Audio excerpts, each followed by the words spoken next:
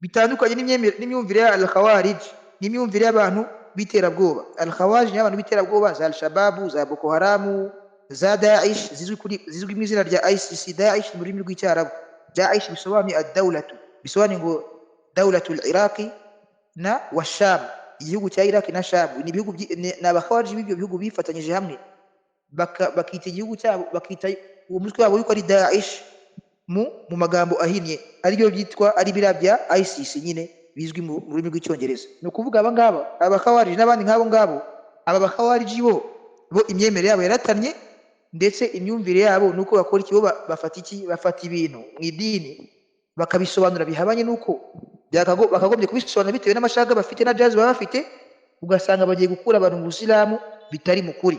Rero abakhawarij bo ikintu cyitwa al-hijra cyo kwimuka bagisobanura bashingiye ku marangamutima badashingiye ku dini.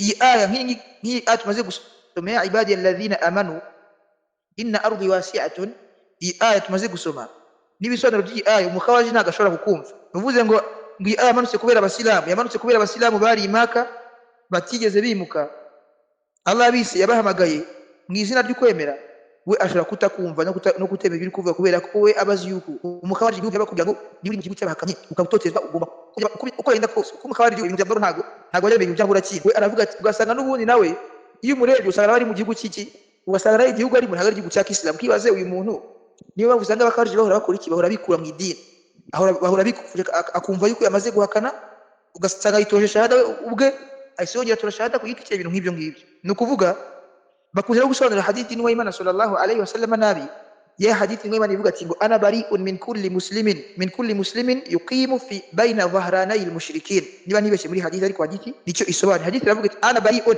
niba ati mundewe nitawiye, min kulli muslimin, nitawiye buri muslimu wese, yuqimu bayna adhhuri al-mushrikin, utuye hagati y'abashirikini utarabavuyemo. Niba Imana yavuze ko itaruye abo basilamu, kwitarura abasilamu, umukhawarij we atasobanura yuko tayari ubusilamu aba yavuye mu idini, ntabwo abakiri umusilamu, niko isobanura. Ariko uburyo isobanura ntabwo ari byo, ahubwo kuba umuntu atimutse hamwe no kuba igihugu atuyemo atotezwa, icyo ni icyaha cy'ubwacyo, kandi ashoboye kuba yakwimuka. Iyo atimutse, icyo ni icyaha ubwacyo, n'icyaha cyamushyira mu jahannama, ariko icyo cyaha ntabwo kimukura mu Busilamu kimugiye umuhakanyi. Icyo cyaha kimukura mu Busilamu kimugiye umuhakanyi, ahubwo akomeza kuba ari umusilamu, ari umwemeye, ariko ufite ukwemera gucaga. Keretse wenda aramutse avuye mu idini akabona ibintu ngiye ntabwo nzabishobora, iyi toteza ntabwo nzabishobora, agahitamo kimwe, akavuga ati ebana ngiye mbivuyemo basi, agahitamo kuba nk'abandi, idini akarireka, akaba murtadi. Ahangaha nibwo abakozi cy'abahakanye.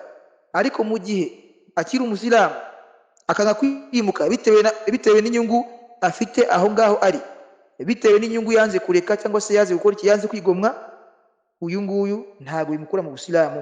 Kuvuga rero iyi ni tanbih, iki ni ikitonderwa cyiza cyane Sheikh yatanze muri iki gitabo, umuntu